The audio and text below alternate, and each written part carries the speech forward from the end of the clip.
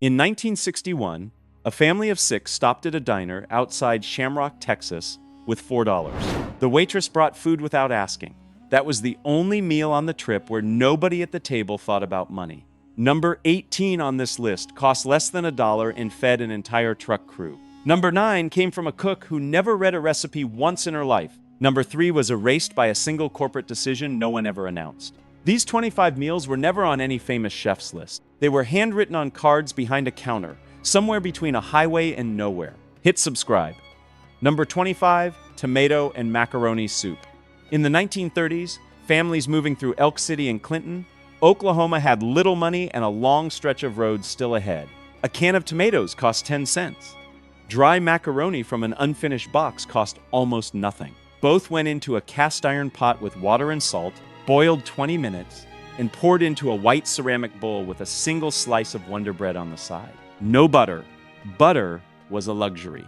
Today in Tulsa, the same bowl carries a French name and a $14 price tag. Nobody calls it a survival soup anymore. Number 24, chicken fried steak with cream gravy. German and Austrian immigrants brought the schnitzel technique to Texas in the late 1800s, and every diner from Amarillo to Shamrock knew what to do with a cheap cut of beef. Cube steak pounded, nearly translucent, dragged through seasoned flour, dropped into cast iron with hot beef fat. Cream gravy made in the same unwashed pan drippings. Flour, whole milk stirred slow until thick. 65 cents in 1958. Texas Monthly calls chicken fried steak the state dish. At most Texas restaurants today, the gravy comes from a Cisco packet. Number 23, Navajo fry bread taco. In 1864, the United States government marched the Navajo people to Bosque Redondo, New Mexico, and issued them flour, lard, salt, and baking powder. Fry bread came from those 4 ingredients. The dough worked by hand, each piece stretched flat with the palms, dropped into hot oil until it puffed and browned. Topped with pinto beans, shredded meat, tomato, and cheese. Along Route 66 through Gallup and Flagstaff, travelers called it the Navajo taco. The Smithsonian called it a story of survival, pain, and ingenuity. The Navajo people called it what they made with what they were given. Number 22, open-faced hot beef sandwich. Missouri and Oklahoma diner cooks built this plate for truck drivers who had no time for a knife. 2 slices of white toast laid flat on the plate. Slow-cooked beef, simmered from early morning until it fell apart without pressure, layered across the top. Mashed potato on the side. Brown gravy poured over everything until no part of the plate was visible underneath. 75 cents in 1962. 1 hand stayed free for the paper map. No restaurant today builds a plate with that calculation in mind. Number 21, pinto bean soup with ham hock. New Mexico and Oklahoma diner cooks soaked the beans the night before. In the morning, a ham hock went in the cheapest part of the pig, mostly bone and skin, the last cut left at the butcher counter. Low heat for 3 to 4 hours, salt, black pepper, a rough cut onion. Served with cornbread. 20 cents in 1940. The USDA would later confirm that pinto beans combined with pork collagen produced a nutritional profile that kept the body running hard for hours. The women who made it already knew. They just called it lunch.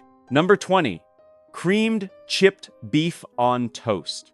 16 million Americans came home from World War II, and enough of them walked into Route 66 diners and asked for this. By its military nickname, never the formal name that it held a place on menus through the late 1940s and into the 1960s. Dried beef soaked 5 minutes, cut thin, stirred into a butter and flour roux with whole milk until thick and pale. Poured over white toast, 30 cents in 1950. By the 1970s, it was gone from every diner menu on the road. Nobody announced it, nobody explained why.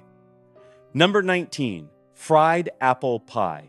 Appalachian families carried this method west through Arkansas and Missouri before Route 66 had a number. Pie dough cut into rounds with the rim of a drinking cup. Apple filling cooked down with brown sugar and cinnamon, placed at the center, the dough folded and sealed with a fork. Into hot oil for 3 minutes per side. Drained on a cloth, eaten while the filling was still too hot to hold in the hand. McDonald's launched a fried apple pie in 1968 and called it an innovation. Route 66 diners had been making the original with real apples for 30 years before that. The diners along Route 66 did not close because the food got worse. In 1956, President Eisenhower signed the Federal Aid Highway Act, $25 billion, to build a new interstate system across the country. The interstates were faster, and they bypassed the towns Route 66 ran through: Shamrock, Tucumcari, Gallup, Kingman, towns that had built their entire economies around drivers stopping to eat, sleep, and refuel. When the interstate opened a few miles east or west, the traffic vanished overnight. No traffic meant no customers. No customers meant the sign went dark and the door stayed shut. By 1985, Route 66 had been officially removed from the national highway system.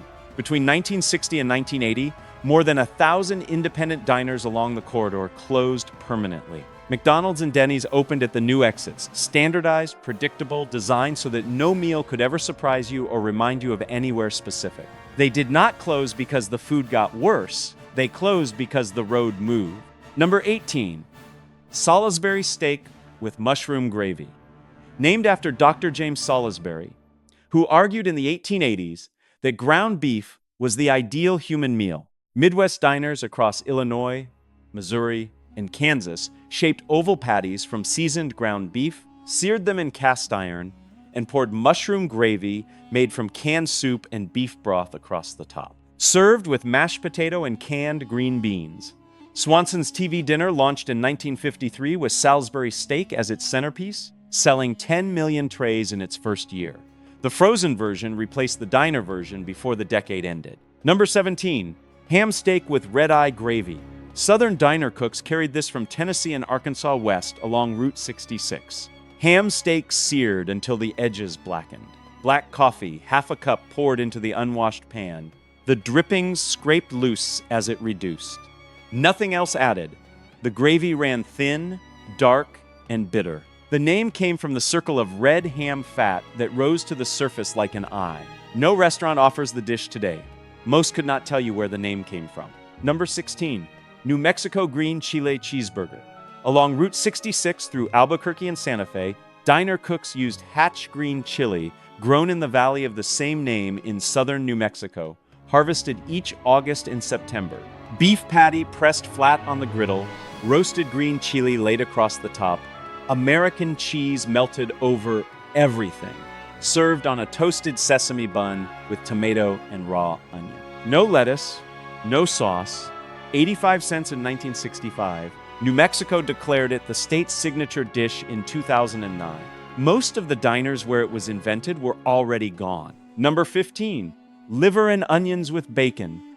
Calf's liver, inexpensive, fast to cook, nutritionally dense. 2 to 3 minutes per side, in cast iron with bacon drippings, never longer or it turned to leather. Caramelized onions poured over the top, bacon strips on the side. 55 cents in 1955. Research in 1977 confirmed that calf's liver contained more vitamin B12 and iron than any other available meat. That same year, liver sales at American grocery stores began a decline they never recovered from. Number 14, chicken and dumplings. A whole chicken simmered each morning in the large pots of Oklahoma and Missouri diners. Bones removed, meat pulled apart by hand. Dumplings, flour, baking powder, salt, and buttermilk dropped by spoon into the simmering broth. Lid on for 15 minutes. Every cook gave new workers the same single instruction: do not lift that lid. The dumplings collapse if you do. That rule was never written in any cookbook. It moved mouth to mouth the length of the road. Number 13, grilled cheese with tomato soup. Wonder Bread, American cheese. Butter pressed flat in cast iron. Campbell's tomato soup, 1 can of water. Not milk, served in a cup, not a bowl. 25 cents for both in 1945. Kraft had stabilized processed cheese in 1916, making it shelf-stable and affordable for any household in the country. That combination fed the country through a war. Food and Wine published an artisan grilled cheese feature in 2019 and listed 12 variations. Not one mentioned Wonder Bread. Number 12, the patty melt. Not a burger, not a sandwich. Something between the two with no name for years after it appeared at Tiny Nailers in Los Angeles around 1947. Oval beef patty seared in cast iron. rye bread buttered directly on the griddle, Swiss cheese melted over the patty lid down for 30 seconds, caramelized onion 45 minutes minimum, not sautéed, stacked inside, cut diagonally, served with a dill pickle. It moved east along Route 66 through the 1950s, one diner at a time. Food writers in 2015 called it underrated. That word belongs to things forgotten for no good reason. Number 11, biscuits and white gravy. Appalachian sawmill workers had called it sawmill gravy long before Route 66 existed. Pork fat, flour, and milk left over in the worksite kitchen. That same method traveled west with Appalachian families through Tennessee, Kentucky, and Arkansas. Pork sausage crumbled in a hot skillet, the fat left in the pan, flour raked into the drippings, whole milk stirred slow until pale and thick, heavy on black pepper. At some Oklahoma diners in the 1950s, biscuits and gravy came free with any order. That was not a promotion, that was hospitality. Number 10, peach cobbler with vanilla ice cream. Oklahoma and Texas diner cooks made cobbler because they had no time or equipment for pie. Fresh peaches in a baking dish over melted butter, a simple batter of flour, sugar, baking powder, and milk poured over the fruit without stirring. The oven raised the batter up through the peaches and browned it at the surface. Ice cream from a local dairy, already softening when it arrived at the table. No pastry skill required. Invented entirely by constraint. Better for it. Number 9, meatloaf with brown gravy. Monday's dish, made at the start of the week when the ground beef was freshest. Ground beef mixed with oatmeal, not breadcrumbs, oatmeal, which held moisture better and cost less. Combined with egg, ketchup, Worcestershire sauce, and dried onion, packed into a loaf pan, topped with a thin layer of ketchup, baked for an hour. Brown gravy from the pan drippings. The oatmeal substitution was never printed in any cookbook or on any menu. It moved from one diner cook to the next, Illinois to California. When the diners closed, it stopped moving. Number 8, hand-cranked chocolate milkshake. Hamilton Beach commercial mixers had been running at soda fountain counters along Route 66 since the 1920s. Hershey's chocolate syrup from a glass bottle, 2 scoops of vanilla ice cream from a local dairy farm, a measure of whole milk mixed against the spindle for 2 minutes. Served in the metal mixing cup with a glass beside it. When local dairy farms closed in the 1970s, unable to compete with chain distribution, the ice cream changed. The flavor changed with it. No one alive today has a reference point for the difference. The cooks who ran these diners held no formal nutrition credentials. They used cast iron pans because cast iron was what they could afford. Research published in the Journal of the American Dietetic Association in 1986 found that cast iron cooking increased the iron content of food by up to 20%. Bone broth extracted from the cheapest cuts, simmered for hours, contained gelatin, collagen, and trace minerals that the nutritional supplement industry is still attempting to replicate. Pinto beans combined with corn produced a complete protein profile that matches what many expensive functional foods claim to deliver today. These cooks never studied any of this. They could not afford to discard a single ingredient, and that discipline produced results more nutritionally sound than most of what occupies the health food aisle of any American grocery store now. They were not cooking without knowledge. They were operating with a precision that formal science required decades to catch up to. Number 7, the Blue Plate Special. Not a single dish, a concept. Every morning, a new name went up on the chalkboard above the counter, whatever the cook could assemble from what remained after the previous day. Pot roast became beef hash.